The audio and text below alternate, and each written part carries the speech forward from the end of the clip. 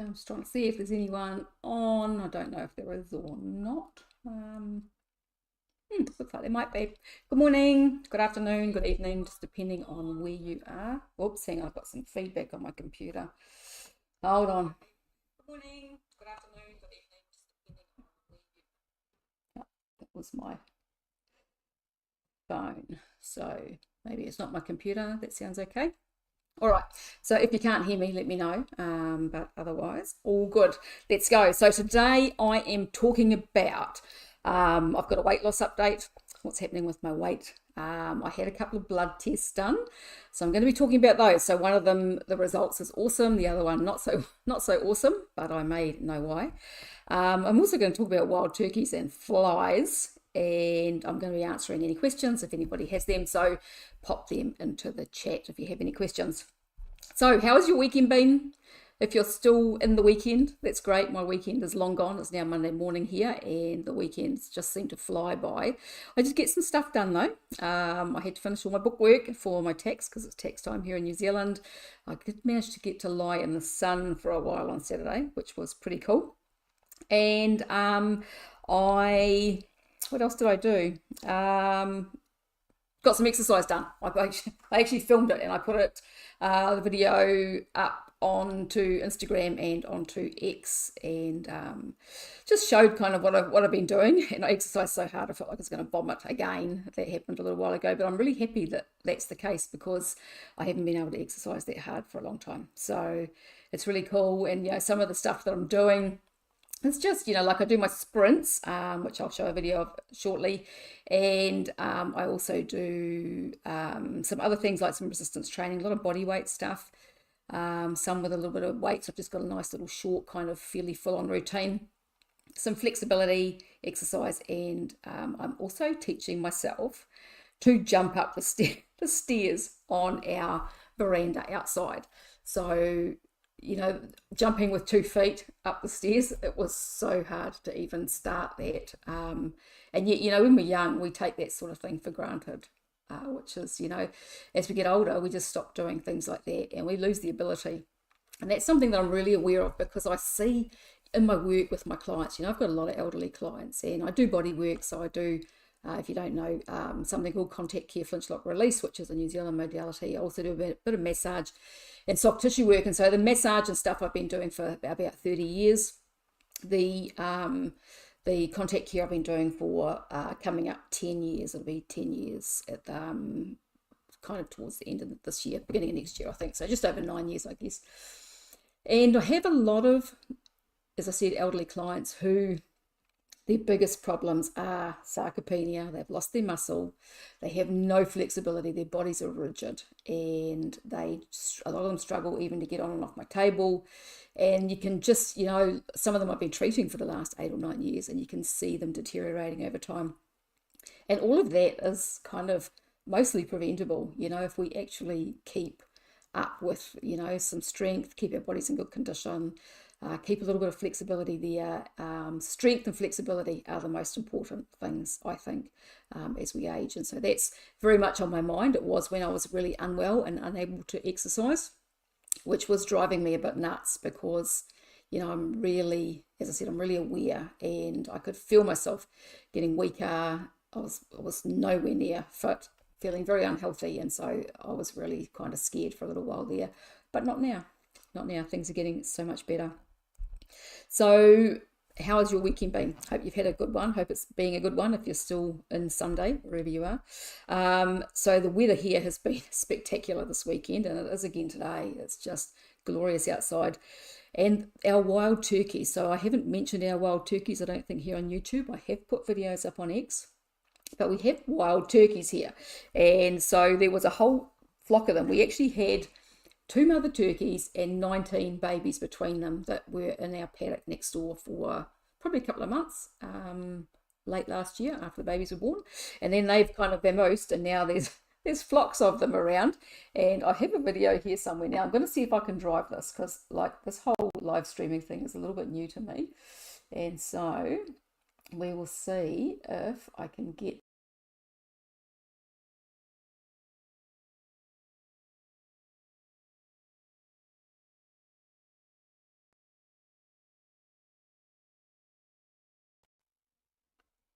All right, so I think that's right, because last week when I did my live stream, I put something up and I completely lost my sound when I put it up, and I realized it's because I wasn't on the screen. I think that's why anyway.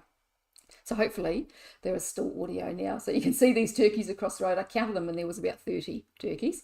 So the turkeys have been enjoying the weather and the flies. Now let me find the video of the flies that were in our porch the other night. They were crazy. So this was the other morning in the porch on the side of our house. When we got up in the morning, this was all the flies that were hanging out in there. Now our house has just been painted just recently, and that roof in there needs cleaned already with the flies. And it was because I think the flies have been bad anyway, and then we had the cows, the dairy cows were in the paddocks around our house for 2 days, and we found last time that they were around the house that the flies got worse because they're grass flies and they just disturb them, and because the weather's getting cold they want to come inside. So the little mongrels are there pooping all over our ceiling in the porch. So, but they're obviously enjoying the heat when the sun shines out. All right, so what else was I going to talk about today? Saturday night, that's right, my weekend. Saturday night, I had my son and my daughter-in-law here for dinner, and I had made a plan to eat off plan. So I've been being a bit stricter with my diet this month, trying to get this weight loss happening, which is happening. But because they were coming for dinner, I thought, okay, I'm gonna make a decision about what I'm eating, which is what I tend to do these days. If I have an event, I make a decision about what I will allow myself. Sometimes I don't have what I've decided. I might have less than what I've decided, is what I mean. But I always kind of make a decision about how far I'll go. So I cooked this amazing roast beef. Amazing. I've got a video, you've got to see it. So if I go back here. Oops. Oh, yeah, there we go. It's a shoulder beef, shoulder roast of beef with the bone in, and just it was the best thing. Cooked it for about, ended up in the oven for about 4.5 hours at 150 Celsius. The bone just came straight out of it, and it was the most delicious thing. So I'll get back to me. Okay, so we had that for dinner, but I also so I've been off dairy this month completely until Saturday, and I had decided that I was going to make a small keto cheesecake, which I did, and I also made some grape sorbet sweetened with allulose. So these are grapes that were off my son's grapevine that we've got in the freezer for occasions such as this. And I had a bit of cheese, and what else did I have? A little bit of pumpkin, and that was because I've probably had pumpkin maybe 3 or 4 times since I've been on Carnivore in the 3 years. It doesn't seem to cause me any issues, and we grew pumpkins in the garden this year, and we've got a whole pile of pumpkins outside, and they're amazing because they're ripe. It's completely different from when you buy them in the shops, and so they're really nice. And so I really felt like having some pumpkins, so I had a little bit of pumpkin. So that was what I had decided I was going to have. I stuck with that. The sorbet, I had a tiny taste just to see what it was like, and that was it, and a little piece of the cheesecake. But I noticed the difference the next day. So yesterday, my weight was up by about 400 grams, and I had pimples, and this is the dairy that does this. Now this is something I've just been thinking about, because I just shared a post on X talking about how when we have skin issues, it's always our gut. And with the dairy, I had been kind of trying to decide, is it a hormonal thing that causes the pimples or not? Because I'll do patches without dairy, and then as soon as I do, this is what happens. The raw dairy I don't think gives me as much jip. And cream doesn't seem to as much, but it's, if I have yogurt or cream cheese or those sorts of things. So, and some cheeses, I feel like I'm going to sneeze. So yeah, the pimples come up, and when I shared that post this morning on X, it's kind of got me thinking, okay, so this is, because what he was saying is, and it's true, most of the time if there's any skin issues, it's gut. And I know that my gut, while it's like 99.9% better than what it was, or has probably ever been, it still doesn't take much to upset it, and there's still something going on there. And I've still got the little bit of the itchy skin on the back of my scalp, that psoriasis type thing, and the effects that the dairy have, and some histamine issues. So I've been mulling over whether I should maybe try going on to the Lion diet again. Now, when I've tried to do the Lion diet historically, I've tried 3 times in 3 years, and every time I have just got absolutely wild diarrhea that just doesn't stop. And I think the longest I've gone has been almost 4 weeks before I've given up. And because diarrhea has been such a thing for me, it really interferes with my life and interferes with my headspace and my stress levels, and so it's kind of not worth it. But what I'm finding now at the moment is, with the way I've been eating, a lot of the time, I mean, I'll go days where all I'm eating is red meat, salt, some tea and stuff, I guess, and my supplements, and kimchi. And so what I'm wondering is, if I make a decision to try Lion again, is what I might do is just gradually cut down on the kimchi, because it's the kimchi or eating some kind of fermented veg that seems to make a difference. And I suspect it's been because it keeps a bit of vitamin C in there, which affects my helps with the histamine and stuff. I think that's why. Maybe the little bit of fiber makes a difference, I don't know. But I feel that possibly to really heal my gut, or to get it to heal completely faster, that maybe I need to approach the Lion diet again. So I was just watching an interview on Ferrigno Freedom. Is it Dan Ferrigno? I can never remember his first name. And he was interviewing a guy who I have seen online who had the worst psoriasis and psoriatic arthritis. He was going to kill himself. Saw one of Michaela Peterson's videos while he was preparing to do that. Went on to Lion, and 7 days later was a completely different person. So I think that it is somewhere that I need to go, but I can't do it if the diarrhea just doesn't stop for me. So I'll try it again, maybe in May. I was thinking maybe I should do a meat only May, and see how that goes, and it would probably help with the whole weight loss efforts as well. So yeah, that's what I'm thinking with regards to my gut. So I've got my notes down here on my desk, because otherwise I forget what I was going to talk about. So back to my update. I've learned my lesson, I think, with berberine. I've also tried berberine 3 times or 4 times through the last 3 years.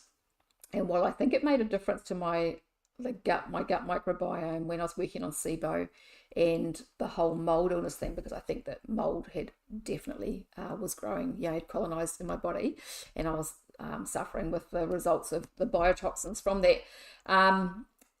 The berberine, I think, made a difference there, but still, it just upsets my gut so bad. I took it again just recently for about a week or so, week and a half, maybe 10 days, to help with the weight loss, because, part of what I'm doing is working on insulin resistance. And so berberine helps with blood glucose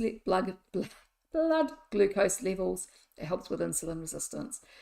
And so I thought, well, I'll try it again and see how I go. And because the first few days, it doesn't seem to be too bad, and then it just gets worse and worse and worse and deteriorates really badly, to the point where it's just like, no, I can't do this. So I stopped the berberine. It takes about a week or so for it to settle down. So I must have started taking the berberine before the beginning of April, because we're only, we're the 14th today. So it must have been towards the end of March that I started taking it.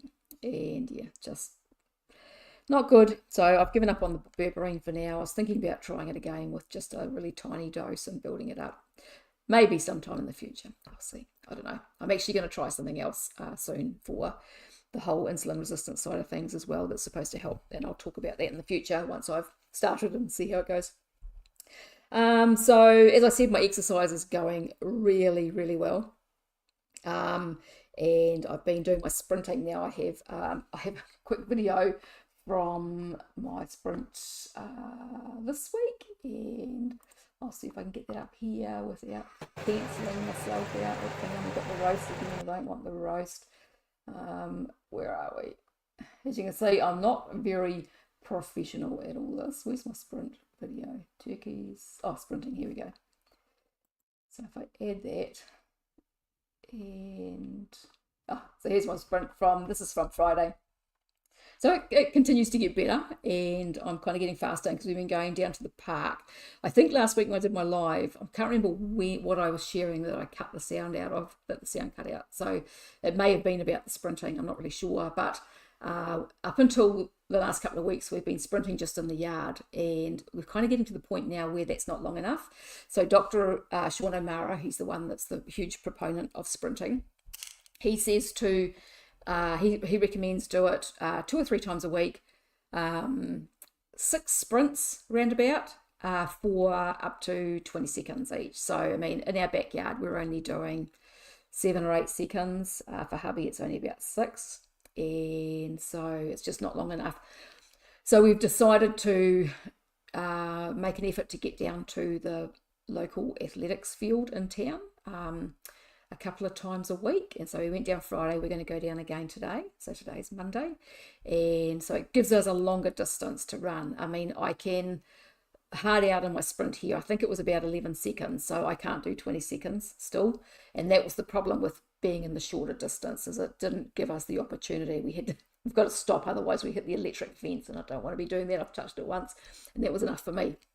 So by mistake, I'd hit it with my elbow. I thought somebody had belted me. I've never touched an electric fence in my life. Oh my God, I just about had heart failure. So anyway, I don't want to hit the electric fence while I'm sprinting. So, and as it is, we've got to get the longer distance. We've actually got to go around a bend as well, near an electric fence. We've got to come from the front round and round a bend. So in town, we can go straight, and we've got a long distance there that we can do if once we get up to doing that. So that's kind of the plan. So the sprinting's definitely getting a lot better. Now, see if I can get me back on the screen here. Here we go. Look, I'm getting professional at this. Look at that.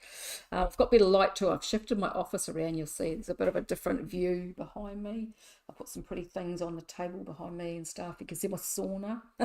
And I'm facing the window, so should be better light during the day. Afternoon will be a bit harder because the sun just beams in here, so I have to have the curtains closed anyway, but in the morning's fine. So yeah, sprinting's going great. Now the weight, I didn't actually mention what happened with my weight. So my weight is down in 2 weeks, so it's been 14 days. My weight is down about 1.9 kilos, which is a little bit over 4 pounds, I think. 2 kilos is 4.4, so it's probably, yeah, a little bit over 4. I've been having no dairy this month, and I'll talk about the other things that I've changed just shortly. So yeah, so that's where I'm up to. I'm just looking at my notes. Sorry, I told you I'm not, the whole live video thing, I need to have notes to remind me of what I'm going to talk about. So what have I actually changed? One thing is the no dairy. So I decided I was doing no dairy through April, but then on Saturday night I did have some, which is now showing on my face and on the scales. But that's all good. It will come down again. So I'm eating less fat, and so obviously because I'm eating less fat, I'm eating the fat on my meat, but I'm not eating really fatty cuts of meat. So we tend to eat a lot of rump and sirloin. The sirloin is fattier than the rump. I tend to try and have my fattiest meal first in the morning. And so my calories are generally lower because I've been adding a lot of fat and a lot of butter and stuff to my meals, which was bringing my calories up. So my calories are generally lower, so that may be part of the reason, although I'm not a huge fan of the whole calories in, calories out theory, because so many times over the years I have tried to lose weight by dropping calories, and it just didn't work. It would work if I went really extreme, like when I did the HCG diet. I've done that 3 times over the years, which is like 500 calories a day plus drops that alter your HCG levels. And I did manage to lose weight on those, but that's a very extreme diet, and you can't do that forever, you know. And so the whole calories in, calories out thing, I think, is flawed. I think there's a little bit of truth to it, and it can work initially for a lot of people, but over the long term, it doesn't work. So my calories are lower, my fat is lower. I have changed my eating window. So I'm not focused too much on the length of my eating window, but I've changed it to the morning, and I'm eating. So I eat when I get up in the morning, as close to getting up as I can. I'm struggling with the whole exercising before I eat in the morning, because I've always done that when I've exercised. I find it easier to do, because if I leave my exercise till later in the day, I quite often procrastinate. especially when I'm not really in the swing of exercising. But as far as leptin goes, well, so leptin controls insulin, so it's kind of at the top of the rung. Exercising fasted in the morning may not be the best thing for someone who's insulin resistant and trying to regain their insulin sensitivity and get their, that hormonal situation back to where it's supposed to be. So I'm kind of struggling a little bit with that at the moment, in my head and in reality, because I'm trying not to exercise first thing in the morning, try to do it later in the day and eat, within an hour or so of getting up. So I'm eating in the morning, and then I try and eat my second meal. So I'm having 2 meals a day, every day, except I want to do one 24-hour fast a week, which I'm doing at the moment. I've fasted from yesterday breakfast to this morning. So I try and eat before 2 o'clock in the afternoon, and then I don't eat again until the next morning. Now, that doesn't always work for me. So, I have some days, it depends on how my clients end up being, and like because I was taking the berberine and my gut was so bad, there was at least one day where I left my second meal until the evening, because if I'd eaten at lunchtime, I just would have been in the toilet after lunch. So and I had clients, so that wasn't going to work. But generally, I try and eat before 2. So it means that hubby and I are eating all separate meals again, because he doesn't want to go back to eating in the morning. He prefers to eat in the evening, so we're doing our own thing, which is fine. The Ninja Foodie makes it really easy, and we just pull out some meat. I'll have it for breakfast, he'll have it for dinner, or vice versa, whatever. It works. The other thing that I am kind of focused on is the fat. The reason that I've lowered my fat is because I have come across some thought. Candy Frazier from Primal Bod talks about this a little bit. She doesn't say too much, but she did talk about it in her interview with Dr. Kiltz, which was great. He asked the right questions. And that is that she realised, because her husband is a type 1 diabetic, that when his fat was higher with his meals, when he was eating fat and protein, a lot of fat and protein together, he needed more insulin. And so then she started looking into that. And I mean, there's a lot of research out there that shows that higher fat meals keep your blood glucose higher for longer and require more insulin for those with diabetes. Now, they're not doing these studies generally just on protein and fat. They've usually got some carbs in there, so that kind of sways the whole thing. But Candy Frazier's husband, I think that they had switched to a carnivore diet because she was trying to find things that would work for him, that would help him with his blood glucose. And what she found was that when he had a lot of fat with protein together, it influenced how much insulin he needed, and he needed more.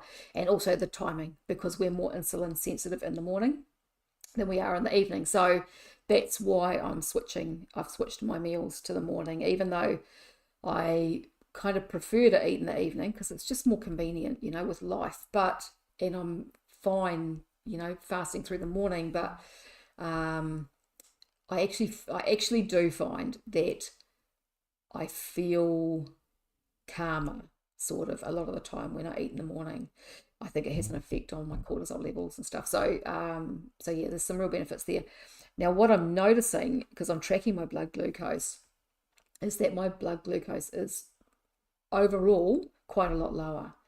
And so what I've been finding is, prior to starting this at the beginning of April, my fasting glucose in the morning, I was getting frustrated with it because it was always around 5.5, sometimes it'd be 6, 6.0, that sort of thing. Now it is consistently around 4.6. I've got, I'll show you here. Where is it? Okay, so these are the sort of numbers that I'm getting in the morning, pretty much every morning. So 4.6 this morning, I was 4.5. I think I've been as low as about 4.4, 4.3, which is massively better than it has been. And so I'll just put me back again. So I'm really pleased with the way that's going, and it really lets me know that I am on the right track. My ketones, I'm not worrying about getting big numbers, whereas I was prior to starting this. I had been listening to Dr. Boz, and I was, doing her whole ratio thing, which was kind of getting some results, but I was still struggling with the higher blood glucose in the morning. My ketones were high because I was adding a lot of fat to my meals. But what was I going to say? There's something just popped into my head and popped back out again. But yeah, that's right. My blood glucose was still too high a lot of the time, and I had been using allulose. I was using allulose every day to lower my blood glucose, which was helping. And I was also taking Akkermansia filler. I started that and the allulose about the same time, and what I was finding was that it was definitely helping with my blood glucose, but I ended up with this blinking itchy skin on my arm, which I had years ago. I don't know whether I mentioned it last week or not, which I know is to do with gut microbiome, because it was taking a probiotic that resolved it after having it for 10 years in my 30s and 40s. And so I don't know whether it's the Akkermansia that's triggered this, or the allulose, or both.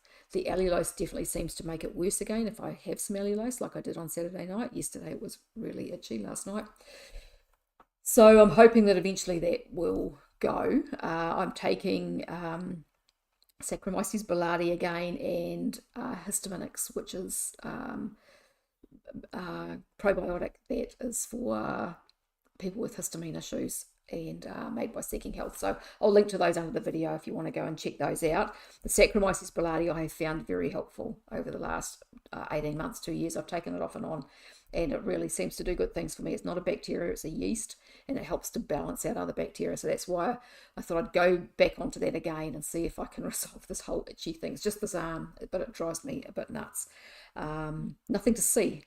Just feels, the skin feels kind of leathery on there. I don't know whether that's from me scratching or not, but yeah, it's not very pleasant. So having problems with that. Also having a bit of trouble still with histamine, as in just itchy eyes and things off and on. So yeah, my histamine issues are still ongoing. Now the good news with my test results, absolutely amazing news, which I was so happy. Crikey, we've got a few people watching. Hello, I've just had a look. I'm sitting here talking away and didn't have a look to see how many people have jumped on. Hi, thanks for joining me this morning.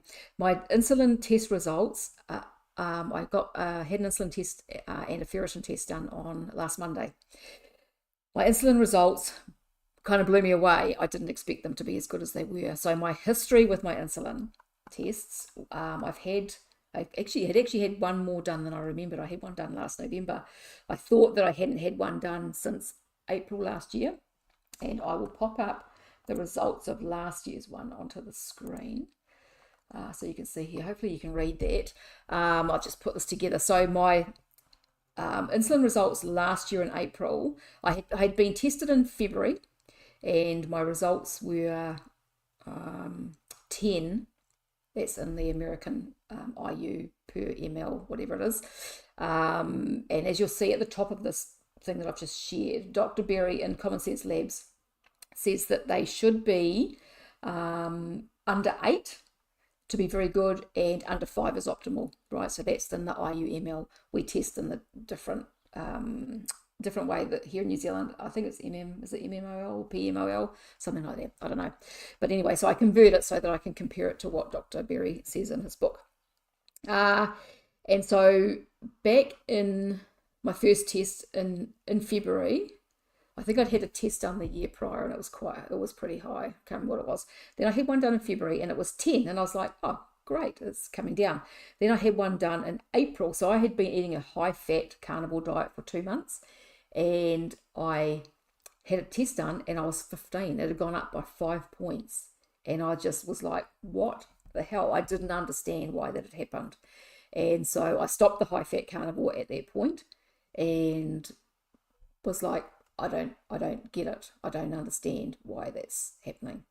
And so when I looked back at my insulin results, I thought, oh, it's been a year, but it actually hadn't been a year. I noticed yesterday when I was looking for things to put into this video that I actually had a insulin test done in November. And so in November, I was 14.3 5.4. So April a year ago, I was 15.12.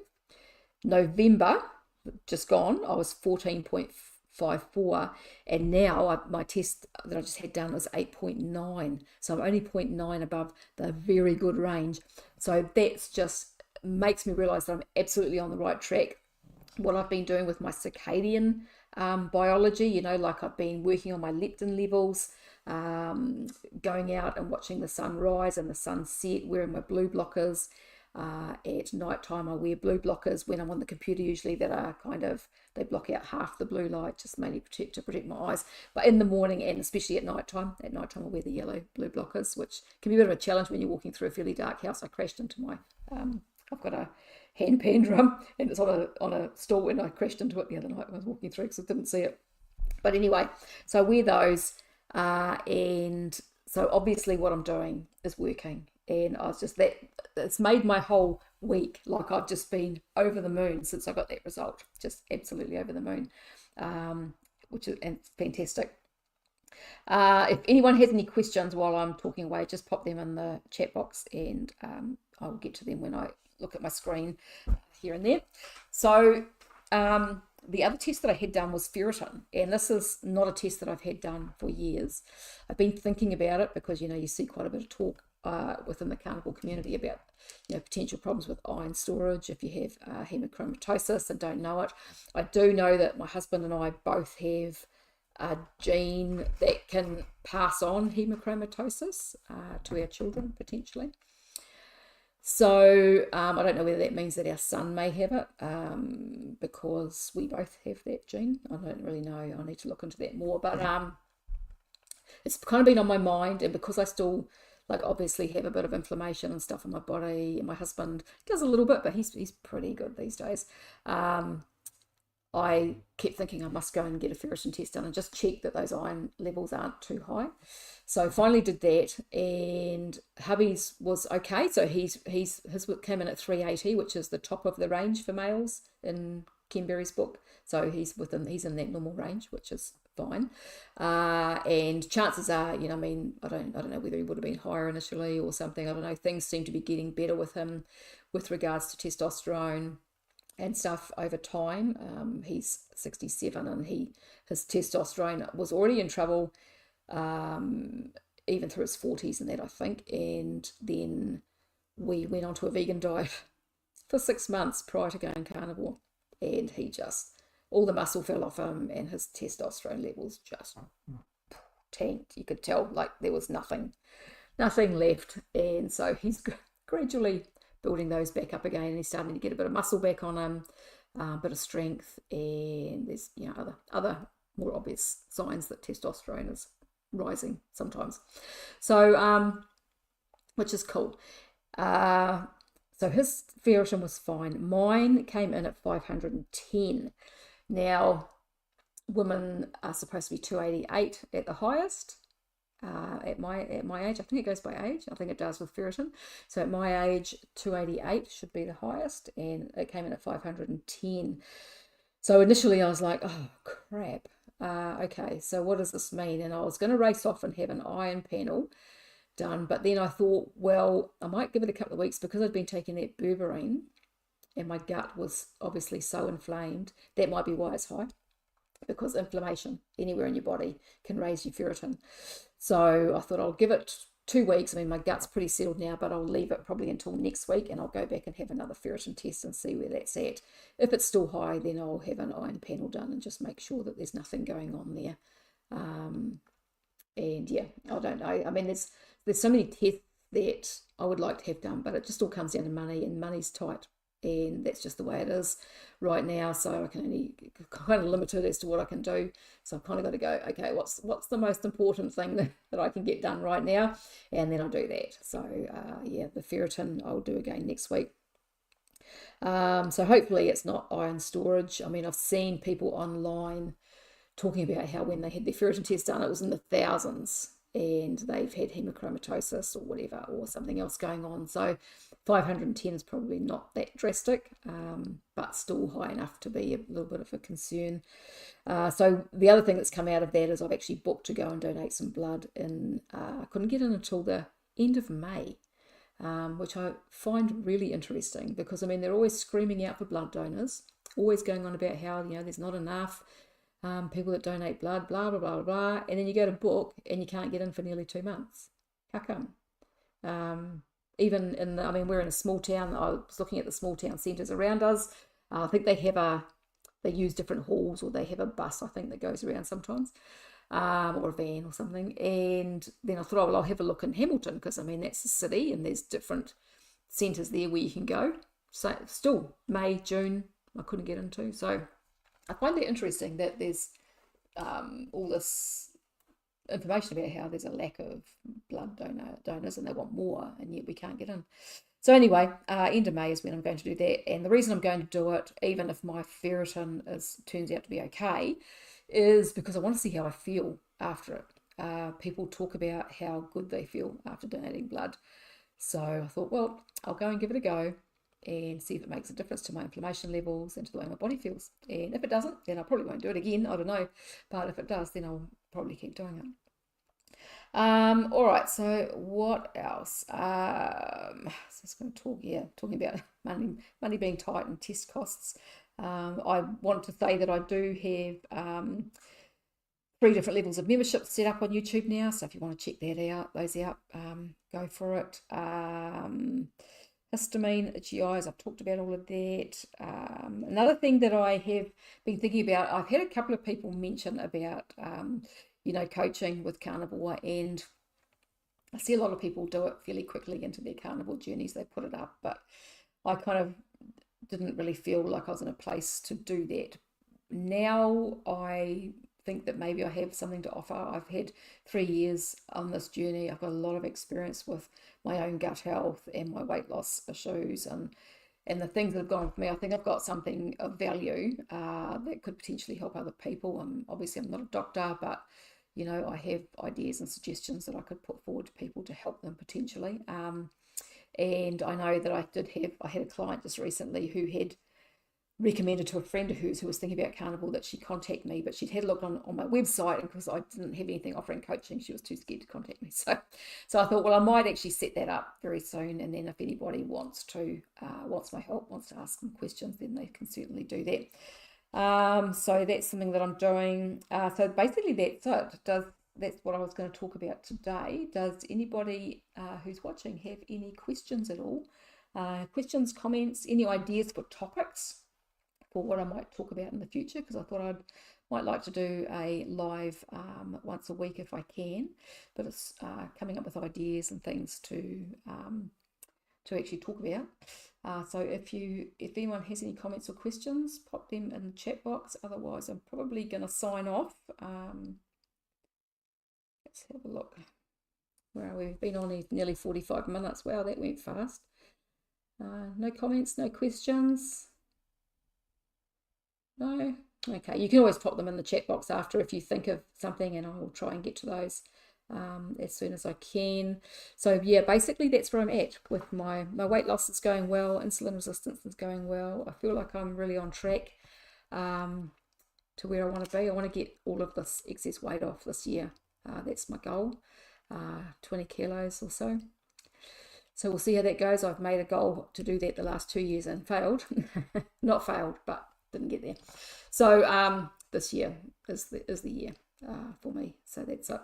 So I shall sign off now. I thank you very much for watching.